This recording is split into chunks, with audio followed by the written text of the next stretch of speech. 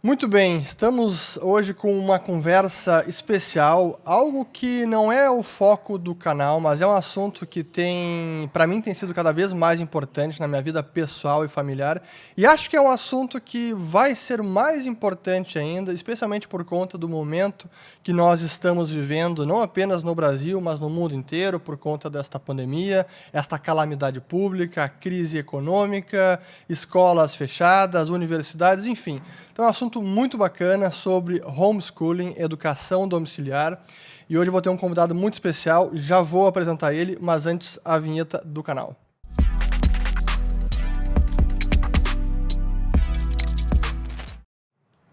Pessoal, lembrando que aqueles que ainda não se inscreveram, estão chegando agora e estão gostando do conteúdo do canal, para se inscrever aqui embaixo, ativar o sininho também.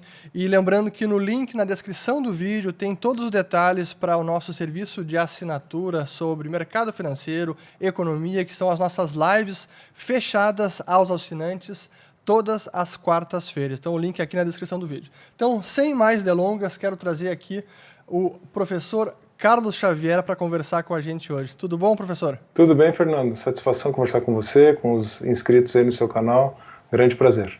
Bom, até para a gente, para apresentar o Carlos, para quem não conhece, professor Carlos, posso chamar de Carlos, né? Pode chamar de Carlos, claro. Então vamos lá. O professor Carlos Xavier é mestre em Direito e professor, é também diretor jurídico da Associação Nacional de Educação Domiciliar, é também pai educador, procurador do Estado do Paraná, e também tem um canal no YouTube bem bacana chamado Direito Sem Juridiquês, onde ele também fala sobre homeschooling.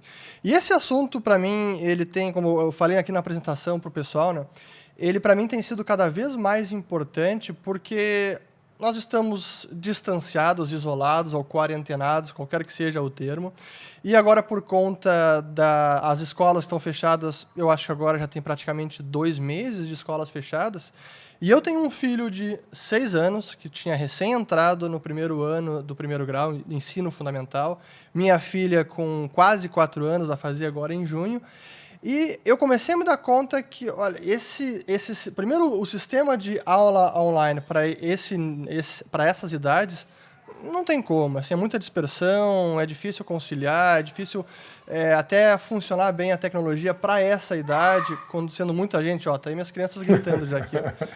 E, então, isso é difícil. E aí eu mesmo arregacei as mangas, junto com a minha esposa, que tem dado uma baita ajuda, ela também tem sido uma mãe educadora, até mais do que eu, mas eu comecei a me dar conta, recebendo os temas do colégio, as tarefas, né, eu pensei, vou eu fazer junto, mas, sinceramente, vendo os deveres ali, as lições, eu pensei, eu acho que eu posso avançar mais e eu mesmo começar a dar aula. E eu comecei a me inteirar mais, buscar materiais, buscar metodologias, buscar ferramentas. E aí, não é uma cachaça, mas é algo que você vai se aprofundando e fica cada vez mais interessado e até apaixonado pelo tema, porque é a educação dos nossos filhos. Assim, e quem é mais interessado de verdade em educar os filhos do que os próprios pais. Então, primeiro, Carlos, eu queria que você falasse aqui para o pessoal o que é o homeschooling, como é que a gente pode definir a educação domiciliar? Certo.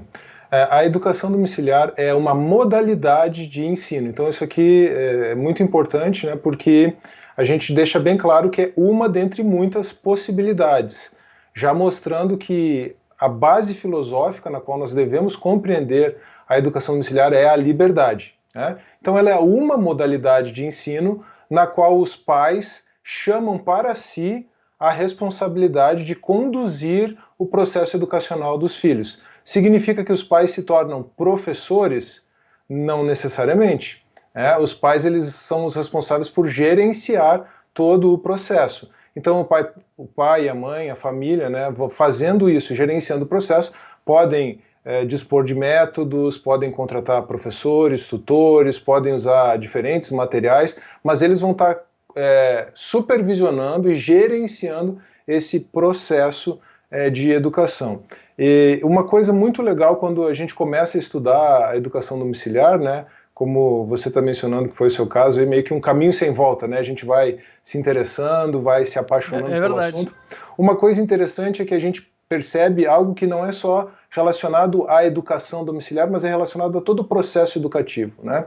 Todo aprendizado, na verdade, ele é um aprendizado autodidata, ou seja, aquilo que alguém aprende é aquilo que alguém aprende por si, né? Ah, mas e o papel do professor e o papel do pai? São muito importantes. Professores são muito importantes, pais são muito importantes, mas o papel do tutor, do preceptor, do pai, do professor, é o papel de estimular aquele indivíduo que está aprendendo a aprender, né? Então, talvez uma palavra que está um pouco na moda hoje, que defina bem esse papel do professor, seja o pai, seja um tutor, é o papel de um facilitador do ensino. E o homeschooling, né, a educação domiciliar, ela é muito mais isso numa determinada abordagem, né, porque, só deixando bem claro, se nós estamos falando de liberdade, se alguém quiser simplesmente reproduzir o ensino escolar dentro de casa, comprar livros didáticos, apostilas, o que quer que seja, tá certo, não tem problema nenhum. Por quê? Porque estamos falando de liberdade. Mas quando a gente entende a educação como um processo de formação integral, e existe inclusive uma abordagem de educação domiciliar, que é a abordagem de educação clássica, que foca bem nisso, você entende que você está formando o indivíduo para a vida. Então você vai realmente conseguir aquilo que muitas escolas até se propõem a fazer, mas não conseguem porque, na verdade, não é o papel da escola. Você vai não só transmitir um conhecimento acadêmico ou auxiliar na aquisição do conhecimento acadêmico, mas você vai também passar todos os valores morais, toda a instrução moral, toda a formação do caráter, e isso tudo junto. Realmente, na educação domiciliar é possível fazer isso de forma junta, de forma conjunta, né? Na escola, quando você pensa em lar e escola, existe realmente essa disrupção, né? Os pais são responsáveis pela formação moral e a escola responsável pela formação acadêmica. Às vezes tem escola que se propõe dar uma formação moral, tem pais que querem que a escola... Enfim, é uma confusão e a tendência é que não funcione muito bem quando você mistura as coisas no ambiente escolar, ou quando os pais delegam toda a atribuição para a escola. Mas dentro de casa é possível fazer isso, sim. Então essa é a grande questão aí da educação domiciliar. Mas só para resumir, é um método de ensino em que os pais assumem o protagonismo, não necessariamente se transformam em professores, que foca o desenvolvimento do sujeito e que foca especialmente as propostas que têm mais êxito focam no desenvolvimento do autodidatismo. Então, que aquela pessoa aprenda a aprender e não somente receba um conteúdo, né? Você tocou num ponto que era a minha segunda pergunta que eu queria fazer, que se alguém quiser pegar os livros didáticos que são dados na escola, replicar em casa e dar aula em casa, pode ter a liberdade para isso. Mas não é bem assim, porque no Brasil hoje, até onde eu sei, e até foi como esse assunto para mim foi introduzido de maneira até um pouco chocante, porque foi em 2010, no seminário de escola austríaca do Mises Brasil, que foi em Porto Alegre, e eu conheci lá o Kleber Nunes, que é um pai de família brasileira, e que decidiu fazer homeschooling, então praticar educação domiciliar com seus filhos, mas ele foi impedido e inclusive foi processado pelo Estado. Até eu não sei como hoje está a história, mas para mim foi um caso emblemático. Então, para mim, a pergunta que eu faço para você, então, é como está a questão jurídica do homeschooling? Pode, não pode? É autorizado, não é autorizado? Essa é uma das principais inquietações. O caso do Kleber, ele é bem emblemático, e quem é do meio da educação domiciliar conhece. Ele realmente teve um processo contra ele, tem uma multa correndo até hoje contra ele, mas ele não botou os filhos de volta na escola. Ele praticou uma desobediência civil assim bem acentuada contra o próprio poder judiciário. Entendeu? E os filhos já estão formados até agora, já estão em idade universitária, já são adultos, já estão trabalhando, mas ele ficou com essa pendência lá no patrimônio dele junto ao Estado, entendeu? Até eu vou colocar aqui no link da descrição do vídeo, se eu não colocar, me cobrem, a palestra dele, que foi lá em 2010, imagina, faz 10 anos, uma década já, é bem interessante. Mas enfim, então como é que é a questão jurídica? No caso do Kleber Nunes, tem um outro caso emblemático, por exemplo, na história recente do Brasil, o caso do professor Luiz Carlos Faria da Silva, que começou a praticar a educação domiciliar com seus filhos em Maringá. Ele é doutor em educação, e ele teve uma complicação com a justiça, inicialmente porque os filhos estavam sofrendo bullying na escola. Na verdade, ele teve uma questão com o Ministério Público, porque ele foi denunciar o bullying que os filhos estavam sofrendo na escola, conheceu o promotor e tirou os filhos da escola, começou a praticar educação domiciliar e foi objeto de uma investigação. Aí chegou lá na frente do mesmo promotor, o promotor disse, professor, o que você está fazendo aqui? Então, estou educando meus filhos em casa. Ah, não, vamos dar um jeito nisso aí. Aí o promotor, que estava originalmente numa medida de investigação contra ele, entrou com uma medida protetiva a favor dos filhos dele contra o Estado, obrigando o Estado do Paraná a avaliar os filhos dele na educação domiciliar. Então é um outro caso emblemático de um outro tempo, né? Nós estamos falando de mais de 10 anos atrás. Hoje a situação ela funciona da seguinte maneira, só traçando um panorama bem mais amplo e bem mais geral, né? A Constituição, embora ela trabalhe numa lógica escolarizada, e a LDB, a Lei de Diretrizes e Bases da Educação, e o ECA também trabalham numa lógica escolarizada, a Constituição, por ser uma Constituição tão prolixa como a brasileira, ela tem muitos dispositivos que dão suporte à educação domiciliar. Por exemplo, ela consagra o princípio da liberdade educacional, ela consagra o princípio da pluralidade de ideias e concepções pedagógicas, isso está no artigo 206 da Constituição, incisos 2 e 3, que é um artigo que trata da educação, né?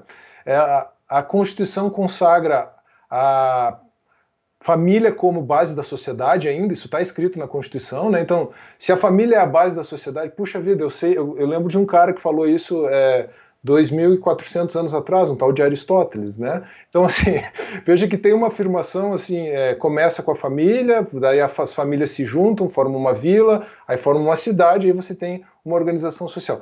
Então, esses são dispositivos que você encontra na Constituição que poderiam amparar a ideia da educação domiciliar, mas para isso você precisa fazer uma interpretação da própria Constituição, da própria ordem jurídica, menos coletivista, menos até positivista, porque você tem a letra da lei lá que manda matricular na escola, né, da LDB e do ECA, você precisa fazer uma interpretação mais dinâmica, mais baseada em princípios. Então sempre houve essa situação de falta de segurança jurídica no Brasil a respeito da educação domiciliar, porque não há de fato uma lei reconhecendo o direito à prática da educação domiciliar, embora nós defendamos que se trata nada mais nada menos do que de um direito natural, né?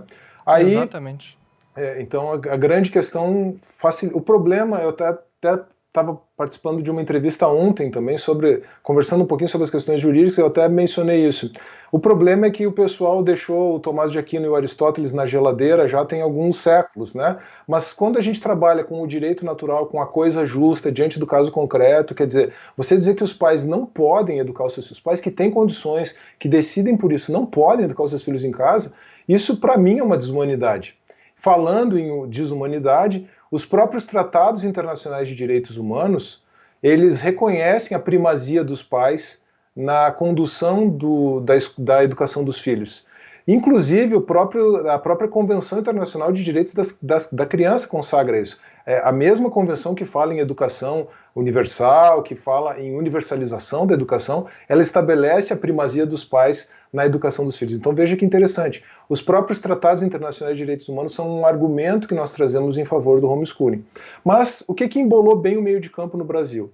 Em 2018, o STF julgou um caso, um recurso extraordinário que chegou até lá, uma família de Canela, aí, interior do Rio Grande do Sul, que lá em 2011 pleiteou, junto à Secretaria Municipal de Educação de Canela, o direito de educar seus filhos em casa. Não obteve, os pais não obtiveram, entraram com mandado de segurança, não conseguiram o direito no primeiro grau, entraram com recurso de apelação no Tribunal de Justiça, não conseguiram, entraram com recurso extraordinário ao STF. Detalhe, 2011. O caso foi julgado em 2018, quando a menina que estava pleiteando, a respeito da qual os pais estavam pleiteando a educação domiciliar, já estava em idade universitária. Mas assim, em 2018... Então a educação domiciliar toda foi feita dessa maneira. Ela acabou foi sendo feita ou não, eu até acho que a família fez a educação domiciliar, apesar de não ter obtido a autorização judicial, e aí o STF julgou o caso, num julgamento de recurso extraordinário com repercussão geral, formando um precedente. E nesse julgamento, para resumir bastante, o STF disse assim, olha, a educação domiciliar não é incompatível com a Constituição. Então, dupla negativa, né, é constitucional. Ótimo, muito bom, que bom. Aí o STF acertou bem. A educação domiciliar não é incompatível com a Constituição. Ótimo. Mas o STF passou, então, a analisar a lei infraconstitucional, a legislação federal. E aí analisou o ECA, analisou o LDB e disse, mas não tem previsão legal, então não pode ser praticada. Conclusão do raciocínio, né? Quando aí a gente... Isso, eu que não sou do mundo legal, do mundo jurídico, é aquela questão, a velha tradição brasileira de que tudo é proibido a não ser o que esteja expressamente permitido. Isso. Que é o contrário dos Estados Unidos, em que tudo é permitido a não ser o que esteja expressamente proibido. Né? Exatamente. Quando a gente fala do princípio geral da legalidade, né, que numa perspectiva de direito privado, numa perspectiva de direito natural, né, ou mais próxima do direito natural, a gente realmente tem essa afirmação, tudo aquilo que não é proibido é permitido. Né? Mas por que existe uma proibição? A proibição ela existe no direito para evitar a lesão a bem, patrimônio, vida de outras pessoas. Por isso que existem as proibições. Mas quando você tem um Estado muito inchado e você tem um sistema de direito administrativo, de direito público muito exacerbado, aí então as pessoas passam a pensar a partir de uma lógica realmente invertida. Não, como tem direitos, a indisponibilidade do direito público, etc, direitos públicos e coisas desse tipo envolvidas, então a administração pública só pode fazer aquilo que a lei autoriza ou aquilo que a lei ordena. O princípio da legalidade no âmbito do direito administrativo é diferente. Só que a gente não está falando de administração pública, a gente está falando de indivíduos, mas realmente o STF transportou essa lógica do direito público para o julgamento de uma situação que envolve indivíduos, que deveria ser pautada por liberdades individuais. Né? Houve essa miscelânea toda aí. Quais são os aspectos, assim, de forma bem resumida, a respeito desse julgamento do STF? Bom, eu faço uma análise disso aqui no meu livro, né, acho que eu não tinha mencionado antes, Educação Domiciliar no Brasil, aspectos filosóficos, então um pouquinho disso que a gente está falando aqui, políticos, quer dizer, esse debate político, e jurídicos.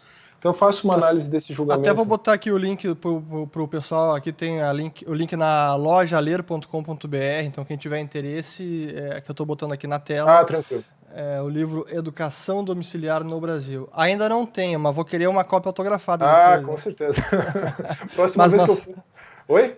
Não, mas digo, pode contar um pouco mais do livro. Não, a próxima vez que eu for a Porto Alegre a gente marca, e aí com certeza vai ser um prazer. Mas como que eu trabalho a questão do julgamento do STF? Eu trabalho da seguinte maneira. Primeiro que o STF passou por cima da realidade. Né? A verdade é que a realidade se impõe ao direito. A própria teoria do direito, né, os filósofos do direito, os teóricos do direito, nos dizem que a vida é muito mais dinâmica do que o direito.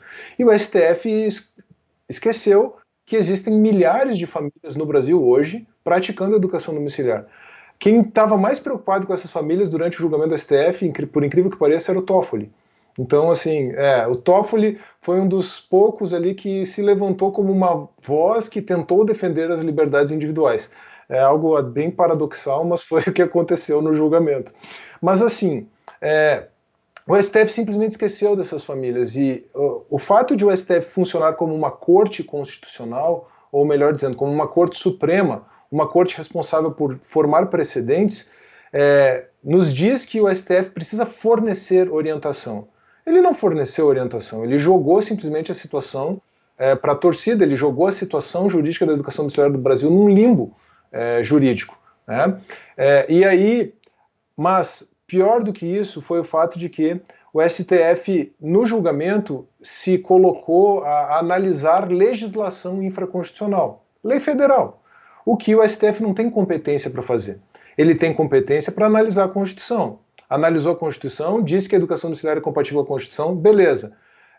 Tá bom, não tem lei? Sim, não tem lei. Vamos editar uma norma, o ativismo judicial, né? Eles até discutiram essa possibilidade, não prevaleceu, era a tese do ministro Barroso, mas aí o STF tem dezenas de páginas, das quase 200, em que ele analisa a lei federal, os ministros. E a análise de lei federal é uma análise que o STF não pode fazer por competência constitucional. Todo dia eles negam segmento a recurso extraordinário por um chavão lá que eles chamam de ofensa reflexa. Para analisar a ofensa à Constituição, eu precisaria analisar uma ofensa a uma lei. Eu não posso fazer isso. Então, é a questão dos dois pesos e duas medidas, né, que a gente verifica. Mas Então tem esse problema, o STF extrapolou sua competência, e tem um outro problema. O STF não tratou, eu já mencionei aqui antes, da questão dos tratados internacionais de direitos humanos. Não tem uma linha no julgamento do STF sobre os tratados, e qual é o problema? O problema é que o próprio STF diz que os tratados internacionais de direitos humanos têm um status no Brasil de supralegalidade, ou seja, eles estão abaixo da Constituição, mas acima da lei infraconstitucional. Então você tem a Constituição aqui, as leis e os tratados internacionais de direitos humanos aqui. Como o STF não falou sobre os tratados, foi omisso a respeito dos tratados, a decisão não forma um precedente na perspectiva da análise dos tratados. Então, em resumo, apesar dela ter sido uma decisão que foi relativamente desfavorável, né, tirando a parte que reconheceu a constitucionalidade da educação domiciliar, e apesar de que, por conta dessa decisão, algumas famílias têm sido processadas, isso é importante deixar claro, são algumas famílias que são processadas, não são todas. Não é uma relação de causa e efeito necessária. Você vai praticar educação domiciliar, você vai ter problemas com o Estado. Não, pelo contrário. Se você souber como praticar a educação domiciliar, tomando os cuidados necessários, obviamente esse cuidado não é ir lá protocolar um requerimento administrativo para ver o direito de educação domiciliar reconhecido. Mas entendendo o contexto, entendendo como o Estado funciona, tomando os cuidados, as pessoas não são processadas por praticarem educação domiciliar. Mas algumas famílias, por fatores diversos, acabam sendo processadas. E aí tem essa dificuldade que a tendência dos promotores do Ministério Público, né, dos conselheiros tutelares antes, e até mesmo dos juízes, é fazerem uma interpretação positivista, legalista, da decisão do Supremo, embora você possa trabalhar a própria decisão do Supremo de uma forma diferente.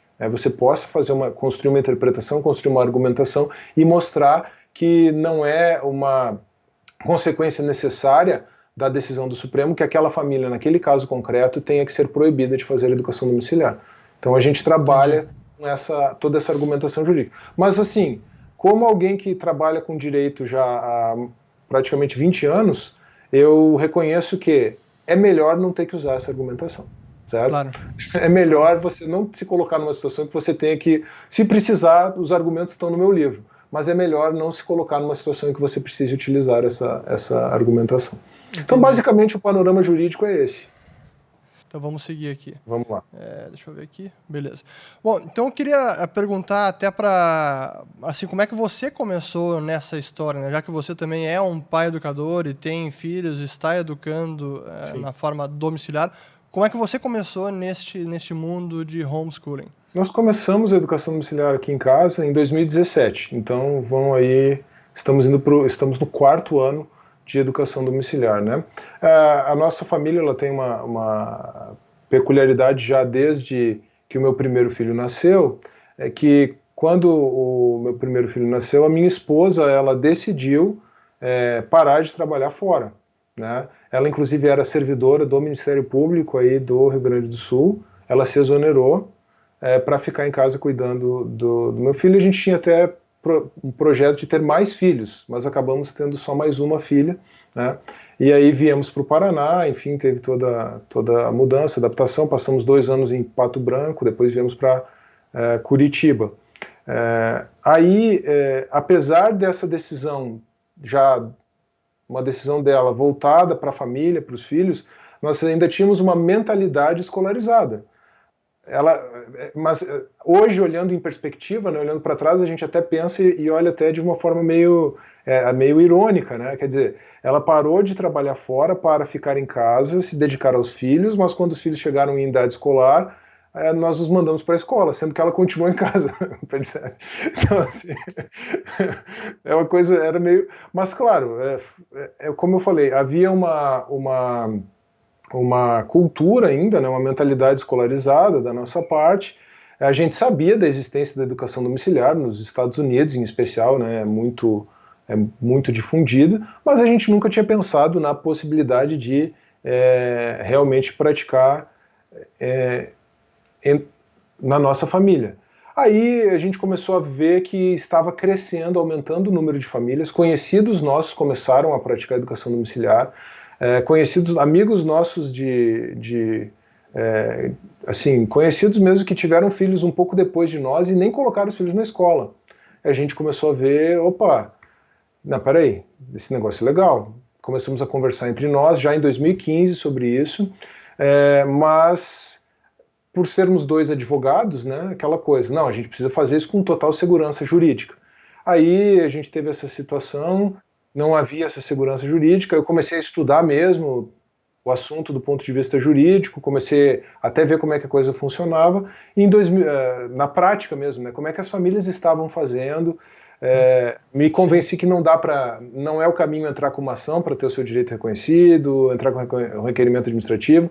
Você tem convicção que é um direito natural, beleza, faça então e não espere que o Estado vá reconhecer isso de você. Há uma briga pelo reconhecimento do direito no âmbito nacional, há uma briga em estados. O Fábio Osterman, aí no Rio Grande do Sul, ele é o proponente de um projeto de lei na Assembleia Legislativa. Acabamos, inclusive, nos tornando bons amigos nessa luta e nessa batalha, né? Muitas famílias têm ido lá, apoiado o projeto de lei dele, mas existem esses projetos para reconhecimento do direito, mas nós não podemos esperar que o Estado reconheça esse direito para praticar, né? Então, estudei bastante o assunto, e aí em 2017 nós realmente decidimos começar, já sabendo todo o caminho, toda a forma de proceder, né? Decidimos começar, aí nós também começamos a estudar, nesse mesmo meio tempo em que eu estava estudando a questão jurídica, começamos a estudar um pouco sobre educação clássica, tentamos já montar a nossa organização numa abordagem clássica, numa abordagem mais global, quer dizer, estudando história numa perspectiva cronológica, com uma linha do tempo, integrando os estudos de ciências, de geografia ao estudo da história, né, de forma inicial, focando nos desenvolvimentos científicos, focando na geografia dos locais onde estava estudando, quer dizer, fazendo uma coisa bem, bem global. Até depois eu quero falar sobre a prática disso, que eu acho que é interessante. Desculpa te interromper. Tranquilo.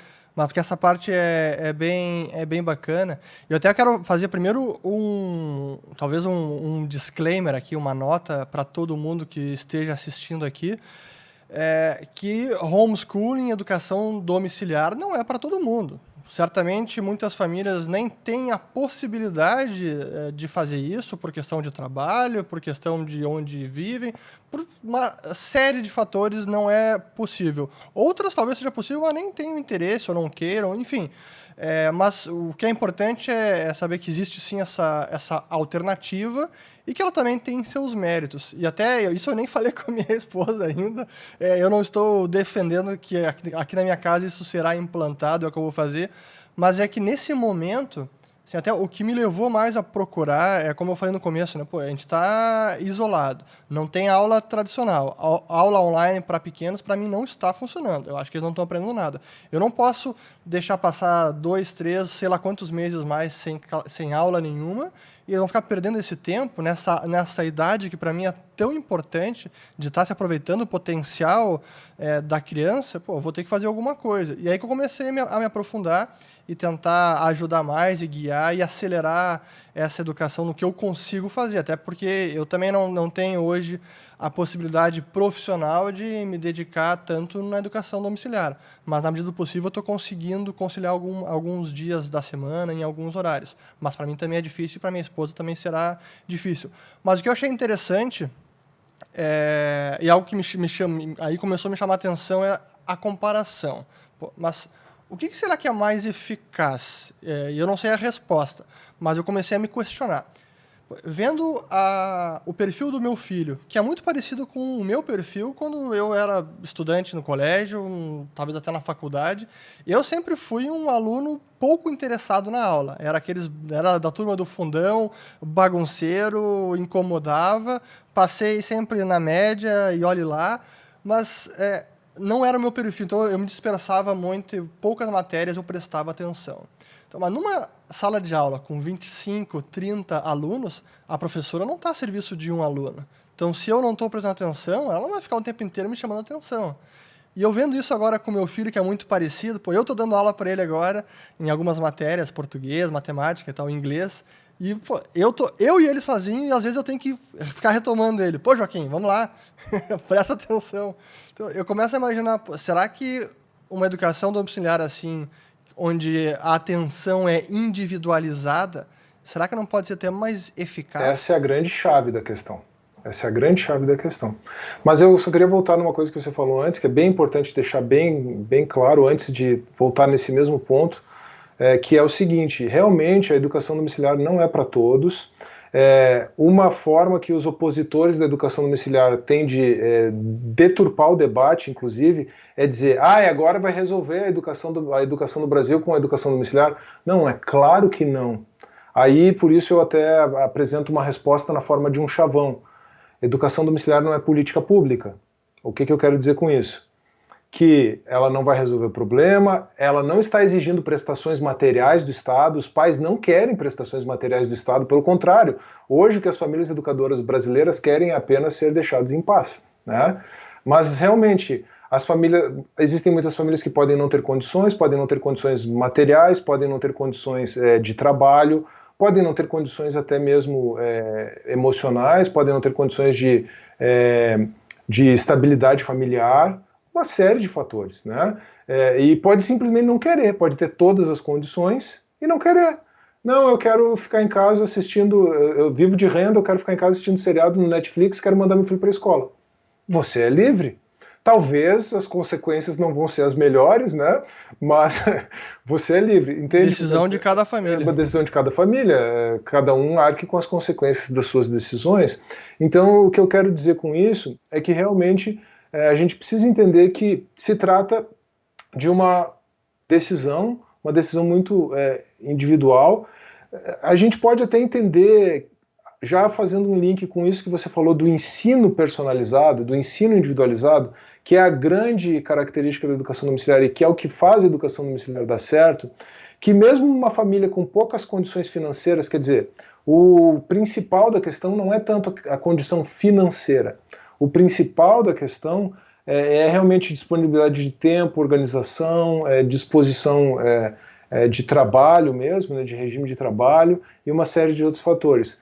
Mas com o dinheiro que uma família paga numa escola particular, por exemplo, ela tem condições de otimizar aqueles recursos numa educação domiciliar ela tem condições de utilizar aqueles recursos de forma muito mais otimizada numa educação domiciliar. Às vezes uma família que tem que mandar o filho para a escola pública porque não tem condições de pagar uma escola particular, poderia utilizar os recursos que tem de forma ótima dentro de casa, entende? Então, sabe que esse é um ponto que eu comecei a me fazer essas perguntas. Tipo, pô, eu pago colégio privado, felizmente tenho condições de pagar educação privada para os meus filhos. Mas, nesse momento, eu comecei a ver, pô, a escola, não, por conta de todas as circunstâncias, não está dando educação para o meu filho, não tem como dar. Aí a gente começa a fazer conta. Pô, aí eu contratei uma professora de inglês para vir em casa, então vem em casa, tomamos todos os devidos cuidados de pandemia, etc., mas estamos fazendo uma educação privada em casa em inglês. A gente começa a pensar, pô, será que eu não posso fazer isso para português? Será que eu não posso fazer isso para matemática, para química, etc? Então, será que eu não posso, se eu botar na ponta do lápis, fazer esse orçamento, será que o dinheiro que eu estou gastando na escola eu não conseguiria replicar uma educação domiciliar, individualizada, com mais eficiência e talvez o mesmo custo, ou um pouco maior, ou um pouco menor? Não sei. Bom, não você que é o homem da economia é a pessoa certa para fazer esses cálculos. Eu não fiz a conta ainda, mas eu comecei a me perguntar, pô, será? Com certeza, mas assim, isso é uma coisa que a gente verifica muito intuitivamente, sem precisar necessariamente colocar tudo na ponta do lápis. Mas se for colocar, e você é a pessoa certa para dar esse tipo de aconselhamento, né, Fernando? Se a gente for colocar na ponta do lápis, certamente a gente vai perceber essa possibilidade da otimização de recursos, né? E, assim, a gente não tem nenhuma pesquisa empírica no Brasil a respeito dos resultados da educação domiciliar por motivos óbvios. Porque quando você tem uma situação de clandestinidade, como eu mencionei, as pessoas não querem se expor. Então imagina, é muito difícil você conseguir, e até mesmo o viés das universidades, quando vão trabalhar a educação domiciliar, tende a ser um viés de fazer uma análise puramente abstrata, a priori, quer dizer, legislativa, né? E, felizmente já tem surgido trabalhos tanto de mestrado quanto de doutorado, muitos TCCs, eu tenho ajudado muitos alunos de Direito e de Pedagogia, e a própria ANED também ajuda, do Brasil inteiro, que tem escrito sobre o assunto, mas você pode fazer uma análise simplesmente a priori, dizendo, não, a educação domiciliar é contra a lei, não, a educação domiciliar, as crianças têm problema de socialização, não desenvolve cidadania, todas falácias, né, todas afirmações que são falaciosas, e aí fazer uma análise totalmente enviesada e desqualificar por isso a educação domiciliar. Mas apesar de nós não termos pesquisas empíricas no Brasil, a gente tem muitas pesquisas nos Estados Unidos que comprovam todo o contrário desse imaginário popular. Existe um melhor desempenho acadêmico, existe uma melhor socialização e existe um engajamento mais ativo na vida cívica dos estudantes oriundos da educação domiciliar em comparação com aqueles oriundos do sistema escolar. No Brasil, a gente percebe isso, embora não com pesquisas qualitativas, né, mas pela experiência, a gente consegue perceber isso. Porque todo o segredo está nessa atenção individualizada que é dada para o sujeito que está ali em formação. Então esse é o grande segredo da coisa. O meu filho ele está participando de um grupo de debate nesse momento da pandemia, ele é virtual, né, mas de qualquer forma ele teria que ser virtual porque ele está participando de um grupo de debate com outros adolescentes em Belo Horizonte. E Bacana. Eles estão se preparando para discutir formas de governo e sistemas de governo. E que idade ele tem? Acho que você não falou a idade 13 dele. anos. Mas o que eu fiz? Eu dei primeiro um resumo no livro do Benjamin Wicker, né, sobre as formas de governo em Aristóteles. Depois eu dei para ele um resuminho legal que eu consegui encontrar sobre formas de governo, sistemas de governo. E depois eu dei um artigo para ele de uma revista, de uma consultora legislativa do Senado Federal, trabalhando o sistema de governo parlamentarista, presidencialista, semipresidencialista, e trabalhando o modelo francês, americano e brasileiro. Dei um artigo de 50 páginas para ele ler. É um artigo que eu, na faculdade, ia ficar com preguiça, talvez não ia ler, mas dei para ele ler, e está lendo. Hoje mesmo, de tarde, quando a gente terminou ali as atividades, eu sentei e conversei com ele. Ele me resumiu as 6 formas de governo em Aristóteles. Ele me falou tudo sobre forma e sistema de governo, e aí eu disse, agora você vai estudar o que a moça tem a dizer lá sobre o sistema francês, o brasileiro e o americano. E quando ela falar do sistema americano, veja se ela vai falar sobre o pesadelo de Linz, o Linz Nightmare, né, sobre o presidencialismo americano. Veja se o Juan Linz está lá nas referências bibliográficas dele. Aí eu falei assim, ele ficou curioso, claro, né, pesadelo de Linz. Mas se não estiver lá, nós vamos estudar sobre isso também. Especialmente se você quiser argumentar contra o presidencialismo. Quer dizer, só fui fazendo o olho dele brilhar, entendeu? Mas, cara, eu fui saber que o pesadelo de Linz existia no mestrado. E o meu filho, com 14 anos, 13 para 14 anos, está tendo contato com isso. Por quê? Porque eu tenho condições de saber que ele tem interesse sobre isso, debate é uma disciplina que ele gosta, ele teve um desempenho muito bom quando a gente debateu a questão do armamento, quando debateu, agora na última semana, eles debateram a questão do voto, do sistema eleitoral, né?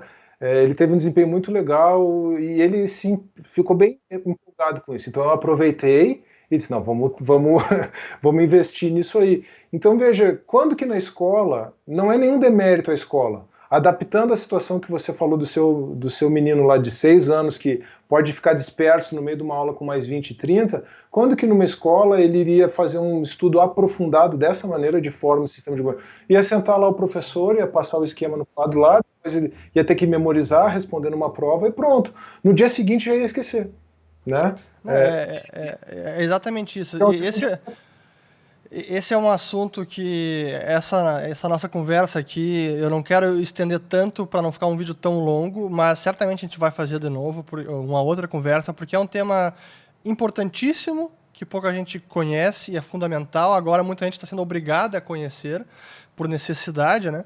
Mas Uma coisa isso seria um outro seminário, uma outra conversa, um debate à parte, que é, se a gente olhar a educação brasileira, e isso me chamou muita atenção naquele documentário de 3 partes da Brasil Paralelo, que está fantástico, onde mostra exatamente isso. Pô, como é que pode ser? É um ministério, um grupo de pessoas, assim, um planejamento mais centralizado impossível em Brasília, ditando como a educação de todas as crianças, adolescentes, pré-adolescentes do Brasil inteiro vai ser, com a grade curricular, com os livros... Assim, não tem como funcionar. não tem como funcionar. Não tem como funcionar. Assim, não tem como funcionar.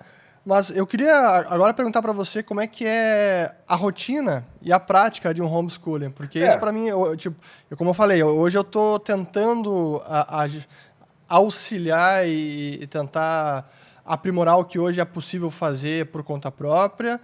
Busquei alguns materiais, alguns livros, metodologias para alfabetizar. Meu filho ainda está em idade de alfabetização, começando a ler, já está lendo bastante, estamos quase terminando até a parte de leitura inicial, matemática, enfim. Mas, eu tento fazer isso na primeira hora da manhã, tomamos café, e daí eu consigo fazer meia hora, uma hora, alguns dias por semana, e eu fico com ele. Até comprei quadro negro no Mercado Livre, tudo tá bem bacana. Então, estou bem organizado aqui. Mas como é que é a rotina de vocês, a prática, de fato, de uma educação totalmente domiciliar? Uma coisa importante é entender que, na ideia da liberdade, cada família vai se organizar de uma forma, né? Mas, apesar da liberdade... e a liberdade ela é interessante porque ela permite flexibilidade, mas apesar de liberdade e flexibilidade, uma disciplina é necessária, porque não existe liberdade sem uma verdadeira disciplina, né? Então, aqui em casa a coisa funciona da seguinte forma: existem matérias já separadas, pré-estabelecidas por dia, né? Então, matemática é algo que é estudado todo dia. História, português, línguas são matérias que são estudadas assim numa periodicidade mais frequente durante a semana, mas não necessariamente todos os dias, e dependendo do assunto, uma vez ou 2 vezes na semana. E a gente tem um dia de comunidade em que eles inclusive se encontram com outras crianças, né? O meu filho mesmo faz a comunidade de debate com adolescentes lá de Belo Horizonte, como eu mencionei. E aí, então, realmente, o interessante é concentrar o estudo de manhã. Bom, tem gente que pode preferir dormir até mais tarde, estudar à tarde, mas, enfim, como a gente tem uma rotina de estudos e de leitura bem considerável aqui em casa, a gente começa de manhã e o que precisar da rotina do dia termina à tarde. Às vezes, eles vão até... claro, porque teve que sair, fazer alguma coisa, ir no médico, volta, vai até, às vezes, entra um pouquinho, comecinho da noite, esse horário aqui pode ser que tenha alguém estudando ainda aqui em casa. Eles têm atividades extracurriculares também, né, o que a gente costuma chamar de atividades extracurriculares, né, numa perspectiva escolar, na perspectiva da educação domiciliar, tudo junto, né, aula de música, aula de judô, aula de dança, mas essas coisas estão todas meio suspensas nesse período também, né? Exceto a aula de música que eles estão fazendo também online com os professores. Mas, por exemplo, tem famílias que trabalham matemática no Kumon, entendeu? Porque o Kumon ele é um método realmente muito bom, e o próprio Kumon ele foi desenvolvido por um professor de matemática que desenvolveu o método para a esposa dele aplicar com o filho em casa. Aí ele desenvolveu o método. E aí o método virou uma franquia, virou essa potência que é. O Kumon foi desenvolvido para a educação domiciliar. Então tem muitas famílias que, por exemplo, colocam os filhos no Kumon para matemática, mas até inglês, português, né? Então o legal é que a família ela consegue customizar realmente o ensino da melhor forma possível, de acordo com a sua realidade. Então, os meus filhos, por exemplo, matemática, poderiam estar no Kumon, poderiam estar usando um livro didático, poderiam contratar uma professora particular, mas eles usam um método que é um método americano de matemática, que tem algumas coisas parecidas com o Kumon, no sentido de retornar, de fazer uma repetição para gravar as operações, mas que é um método muito consagrado nos Estados Unidos e que nos Estados Unidos ele é reconhecido como o melhor método de matemática para a educação domiciliar. Ele é para escolas também. Esse é outro ponto bacana, né? Você tendo uma educação customizada, você pode importar e utilizar um método que é Sim, mais eficiente ou que está mais testado, que comprovadamente é o melhor, que atinge os melhores resultados, seja ele usado no Japão, na Coreia, na África, não importa. Você usa o que é o melhor. Como qualquer coisa no mundo, você vai pegar as melhores práticas e buscar. Não tem por que a gente ficar restrito a uma cartilha do MEC. exatamente.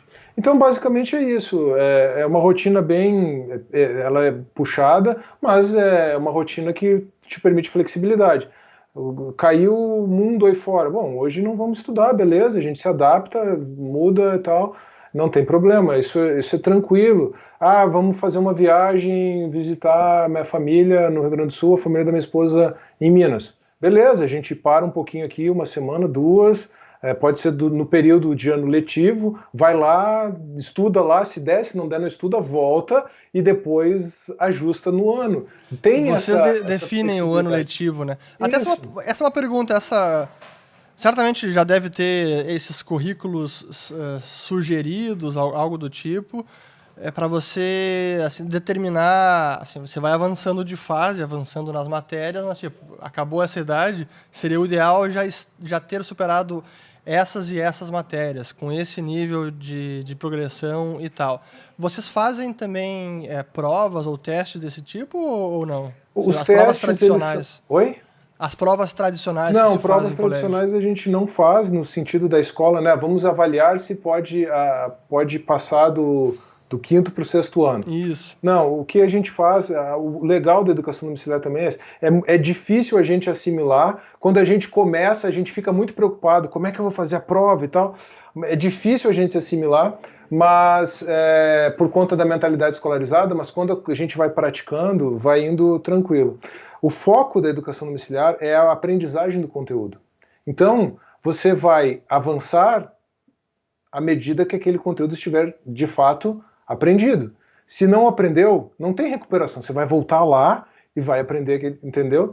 Mas os próprios métodos, eles têm sistemas de avaliação. Então, por exemplo, esse método de matemática mesmo, a cada 10 ou 12 lições, eu acho, não, acho que até menos, a cada 5 ou 6 lições, ele tem um teste. Aí você aplica o teste. Aí você vê lá o teste, acertou 17 em 20, 18 em 20, acertou 20 de 20, beleza, tá indo bem. O que errou aqui? Vamos voltar. E o legal de fazer o acompanhamento é que eu não preciso do teste, porque eu estou acompanhando. Aí, se eu estou vendo que o meu filho está errando, por exemplo, o cálculo de circunferência. Aliás, aconteceu isso. Eu vi que ele estava errando muito cálculos de volume de circunferência, de volume não, de área e de circunferência de círculos, né?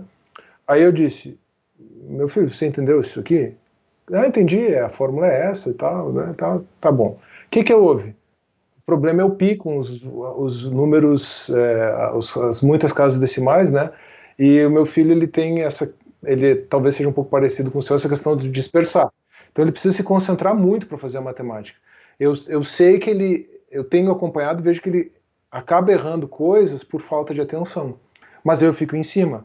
Aí eu disse, não, olha aqui, isso aqui, você errou por falta de atenção ou errou por... Não, foi falta de atenção. Tá, aqui, o que você não entendeu?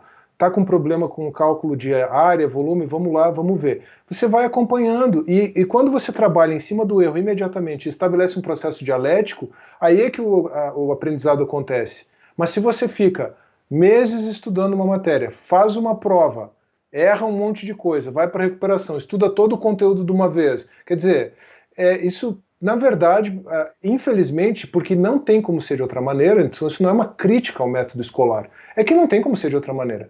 O método escolar ele tem muitas idiosincrasias que elas são, na verdade, desfavoráveis ao aprendizado. Eu lembro que eu tive muita facilidade durante o ensino fundamental e o ensino médio na minha escola. Ela não era uma das escolas mais exigentes de Porto Alegre. Eu estudei no Sevinha, não sei se você conhece, mais construtivista e menos conteudista. Para mim deu certo. Eu passei em 2 vestibulares na URGS sem estudar para o vestibular. Um de física, um para física e um para direito. Mas o que eu fazia na aula? Enquanto meus colegas estavam conversando, eu ficava prestando atenção na aula. Ou seja, eu prestava atenção naquele conteúdo, aquele que estava sendo transmitido, e depois tinha que fazer exercício, eu fazia os exercícios em aula. Que não era o meu caso, eu não prestava atenção na aula, eu não fazia E depois eu ainda saía circulando com o professor para ajudar os alunos, os meus colegas, nos exercícios. E em física eles preferiam que eu explicasse do que a professora explicasse para eles o exercício. Mas assim, o que eu quero dizer com isso? Só para ilustrar que eu estava envolvido, mesmo dentro da escola, eu estava envolvido num processo de aprendizagem ali, em que eu não... era diferente da rotina escolar tradicional, né? Porque eu ali estava interessado na aula, prestando atenção na aula, aprendendo, e já resolvi o problema ali, fazia os exercícios e pronto, resolvido. Não era a realidade da maioria dos meus colegas, que não prestavam atenção na aula e que não faziam os exercícios, levavam para casa, fazia em casa, não fazia, aquela coisa. Eu não fazia tarefa de casa, não fazia tema, porque eu fazia tudo em aula. Né? Mas enfim, o que eu quero dizer é que isso simplesmente não acontece em casa, ou melhor, o contrário, né? A situação contrária. Porque em casa você vai estar tendo aquele acompanhamento, aquele desenvolvimento integral, direto. E dentro dessa educação, algo que também tem me chamado a atenção, eu estou procurando estudar mais, até depois quero pegar algumas referências com você, que é a educação clássica, né? Que é o trivium, ou agora talvez o quadrivium, até quero que você explique isso. Tá? Que eu entendo a educação clássica é a gramática, a retórica e a lógica, Isso. correto? Correto. Então, explica um pouquinho da educação clássica e como hoje ela pode ser também praticada e incorporada na educação domiciliar. Tranquilo. A educação clássica ela se divide aí nas 7 artes liberais, né? Desde a época da Grécia Antiga, depois isso passou por Roma, isso foi praticado como a educação da Idade Média, né? Então, o foco da educação desde a antiguidade, durante a Idade Média, dessa educação clássica, nos primeiros anos, né, para crianças e adolescentes, era nessas primeiras 3 artes liberais, que eram para realmente formar o sujeito aprendente. Então você tem a gramática, dominar a língua, a lógica, dominar o funcionamento do pensamento, né, e a retórica, ou seja, dominar como se expressar. Né? Basicamente é isso. Numa outra perspectiva, até numa perspectiva mais filosófica, mais ontológica, a gente pode inverter a lógica com a retórica, né? Porque quando o pessoal bota a lógica depois, a lógica com a gramática, desculpa. Quando o pessoal bota a lógica depois da gramática, o pessoal sempre trabalha a lógica como dialética, como processo dialético de aprendizado, né? Por meio do diálogo, por meio da troca, né? Mas se você coloca a lógica antes da gramática, faz até mais sentido, e essa era a proposta original do próprio Aristóteles, né? A lógica é a compreensão do ser, como as coisas são. Né? Então você entende que existem essências, mas que existem acidentes. Né? Nós somos seres humanos, isso faz parte da nossa essência, somos racionais como seres humanos, mas você tem barba, eu não tenho, isso é um acidente, são qualificações, né, e tal. Isso você estuda no campo da lógica. Quando você transita para o campo da gramática, então você passa a descrever o ser, descrever a realidade. Então, por isso que você tem as classes gramaticais, as categorias do discurso, e aí a retórica é a melhor maneira de se expressar. E essa retórica pode ser tanto falada quanto escrita. Né? Então veja que não é simplesmente saber escrever, saber as categorias, as classes gramaticais. Não, é saber como escrever bem ou saber como se comunicar bem, saber como falar bem. Sabe que eu noto isso no Brasil, talvez mais do que nos Estados Unidos, por exemplo, que as pessoas têm assim, via de regra, uma dificuldade em se expressar de forma clara e lógica, ou seja, de se fazer entender, de comunicar as suas ideias ao interlocutor, seja na forma escrita e, às vezes, pior ainda, na forma verbal. Assim, é assustador isso. E me parece, percepção minha, que nos Estados Unidos não é assim, ou é menos pronunciado isso. É menos. Talvez porque a educação lá seja mais baseada na retórica. Por exemplo, a minha educação foi em colégio particular, também aqui em Porto Alegre, no Colégio Farroupilha, e eu lembro poucas vezes de ter que me expressar em público. de ter que comunicar. Ok, apresentei alguns trabalhos, apresentei algum outro assunto, mas sempre de maneira muito breve e muito, assim, como é que eu vou dizer, atravancada, eu muito tímido, assim. E a questão de se expressar em público, de subir num palco, poder se comunicar, algo que nos Estados Unidos isso é muito incentivado, né? Os grandes debates, oradores e tal. E aqui a gente tem muito pouco. E aí quando o cara sai do colégio, entra na faculdade, é a mesma coisa. Na faculdade também mal apresenta os trabalhos lá porque não tem essa capacidade. Eu fui, acho que eu felizmente tinha uma boa comunicação, mas eu realmente fui aprimorar a comunicação depois de faculdade, inclusive. Não foi durante o colégio, nem durante a faculdade. Então, a questão e a retórica é fundamental, né? Fazer se entender, comunicar e se expressar bem. E aí, isso era a abordagem do estudo clássico, né? Bom, aí já que a gente está falando do estudo clássico, especialmente daí agora de Idade Média, com o desenvolvimento das universidades, aí depois dessas 3 artes liberais, você tinha as 4 artes liberais do quadrivium. Então, agora que você já sabe como que a realidade funciona, você sabe descrever a realidade, você sabe comunicar a realidade, agora vamos trabalhar vamos completar a formação do indivíduo, né? Então vinham as 4 artes liberais, o quadrivium, formando as 7, e essas 4 artes liberais, e foi assim que surgiram as universidades na Idade Média, com as 4 artes liberais, com o estudo das 4 artes liberais, e aí depois do estudo das 4 artes liberais, o estudo de teologia, direito e medicina. A formação básica eram as 4 artes liberais, né? E aí depois, se o cara continuasse no estudo já com um status de pós-graduação, ele fazia direito, medicina ou a rainha das ciências, que era a teologia. Agora, olha que interessante, você falou nos Estados Unidos. Os Estados Unidos ainda tem um curso de formação humanística básica que se chama Bacharel in Arts, Bachelor in Arts, que vem dessa formação lá da Idade Média, do surgimento das universidades. O que era o quadrivium? O quadrivium era o estudo da aritmética e da geometria, da música e da astronomia. A aritmética, o estudo do número, a música, o estudo do número aplicado, o número em movimento. A geometria, o estudo do espaço, né, das formas, e a astronomia, o estudo a geometria aplicada, quer dizer, estudando a geometria do sistema, do espaço, né? Então assim se completava a formação do indivíduo na idade média, especialmente, né? E aí depois ele podia, no começo era realmente os cursos de direito, medicina e teologia. E é por isso que médico e advogado é chamado de doutor, porque tinha é por isso historicamente. E os teólogos eram doutor em divindade, quer dizer, era um negócio mais...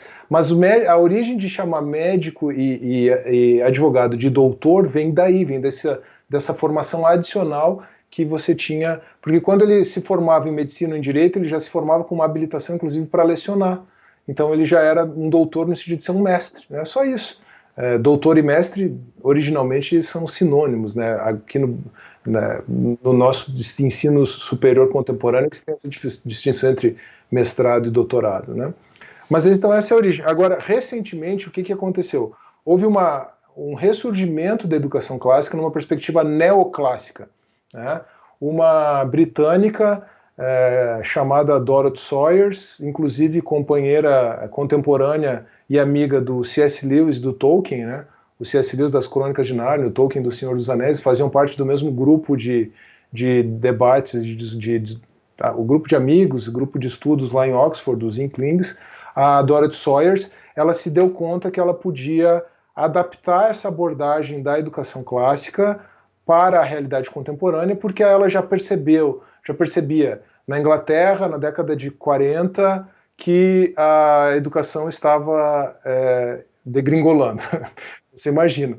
E aí ela propôs aplicar essas 3 estruturas, esses 3 caminhos do trivium, a gramática, a lógica e a retórica, às estruturas de desenvolvimento da criança e do adolescente.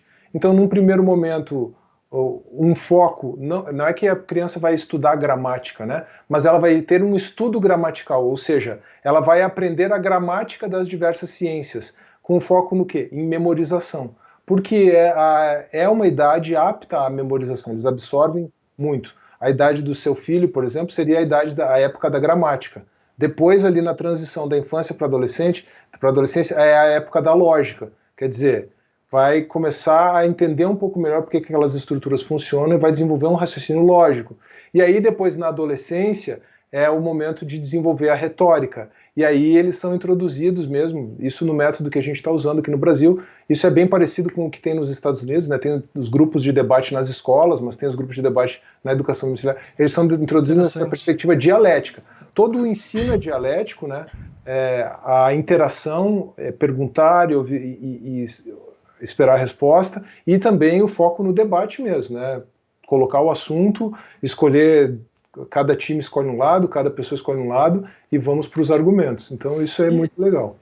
E hoje, até já para a gente se encaminhar mais para o fim aqui, para não se estender demais, seria possível conciliar a educação clássica, essa do Trivium, com uma educação escolar normal? Por exemplo, tenho meus filhos matriculados no colégio, não pretendo adotar a educação domiciliar, por enquanto isso não está em pauta aqui em casa, mas seria possível fazer em casa, de alguma maneira, incorporar esses conceitos do Trivium ao mesmo tempo que esteja tendo o currículo escolar normal?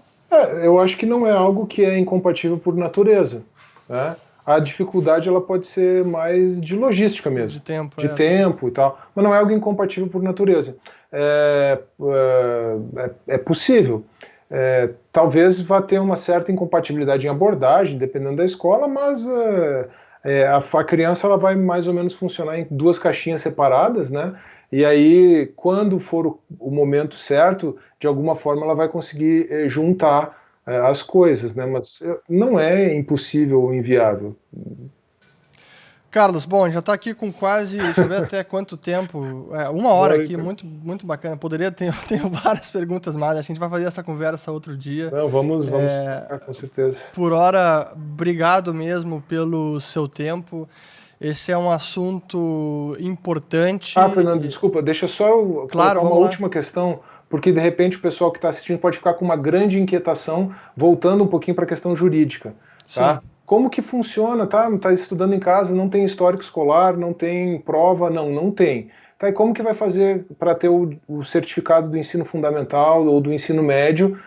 A própria lei prevê o mecanismo, esse mecanismo não foi pensado para a educação domiciliar, mas ele é utilizado para os ingressos da educação domiciliar, é o ENSEJA, aquela prova lá, o antigo supletivo, com 15 anos faz o ENSEJA para o ensino fundamental, com 18 anos faz o ENSEJA para o ensino médio, obtém a certificação e segue a vida, entra na faculdade aí, né, sem dificuldade nenhuma. Aí teria uma outra questão, até a gente conversou sobre isso, né, o problema do bacharelismo e o que se faz nas universidades, mas a gente não é o nosso foco, e às vezes o pessoal se atrapalha também. Mas então vai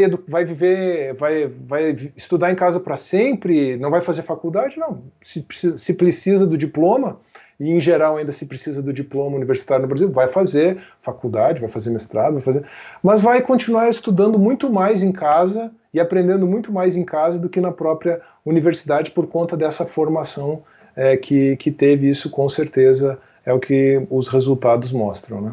Mas era só uma observação que é importante, porque claro, é importante fazer o pessoal que está assistindo aí pode ficar com essa pulga atrás da orelha, então só para fechar essa questão jurídica. Bacana. Bom, mas excelente. Realmente, como eu estava falando, é um tema fundamental, é importante para o presente e o futuro dos nossos filhos, da nossa sociedade, da nossa nação, inclusive. E eu, quando penso em educação, não apenas a questão de princípios e valores que a gente precisa realmente ensinar e passar isso aos nossos filhos, mas o que eu enxergo como educação, que é preparar os filhos para a vida, mas também preparar o ferramental deles, o cérebro, para que eles possam sempre seguir aprendendo. É como você falou, né? É aprender a aprender. Assim, eu vejo isso muito, acho que é algo que eu comecei a cultivar ainda mais depois depois que eu saí do colégio, na faculdade, o autodidatismo. Pô, hoje em dia eu aprendo muita coisa por conta própria. E com a internet, então, não há mais limite. Todo o conhecimento está aí, depende só de você. Então, você conseguir instrumentalizar a criança, o pré-adolescente, o seu filho, para ter esta capacidade de aprender a aprender e seguir aprendendo para sempre, porque esse é o fato da vida, a gente vai seguir aprendendo sempre, a gente está sempre aprendendo. E quem tem esta capacidade de aprender com mais facilidade, qualquer que seja o tema, vai ter muito mais facilidade na vida, vai ter mais excelência, vai conseguir galgar postos, vai conseguir ter sucesso na sua ambição profissional, enfim. Então, acho que esse conceito de aprender a aprender é de fundamental importância, né? É isso mesmo. E, por fim, que eu acho que a mensagem também que você já trouxe no começo e que é algo que a gente comunga, que é a questão de liberdade e responsabilidade individual. E a questão de educação dos filhos, na minha opinião, sim, é uma questão da família, dos pais, e é um direito da família, isso é a minha opinião, é um direito da família decidir como será a educação dos filhos. Não é o Estado que deve ditar isso. E é claro que a família também deve arcar com a responsabilidade desta decisão. Por isso, é liberdade e responsabilidade juntos. Então, por fim, obrigado de novo, professor Carlos. Se quiser deixar mais algumas palavras finais ou também onde o pessoal pode encontrar mais do seu trabalho. Muito obrigado, Fernando. Então, como você mencionou no começo, eu tenho um canal no YouTube, chama Direito Sem Juridiquês. Hoje, no dia que a gente está gravando aqui, vai na hora no domingo, né? Você me falou, né? Acho que no sábado. Vou botar. No sábado. A gente está gravando na sexta. Hoje chegou a 80 mil inscritos, né? Muito então, bom. Legal. Eu estava meio parado, mas eu vou retomar o conteúdo lá no canal. Não falo só sobre educação domiciliar, falo sobre introdução ao direito, falo um pouquinho sobre libertarianismo lá também, né?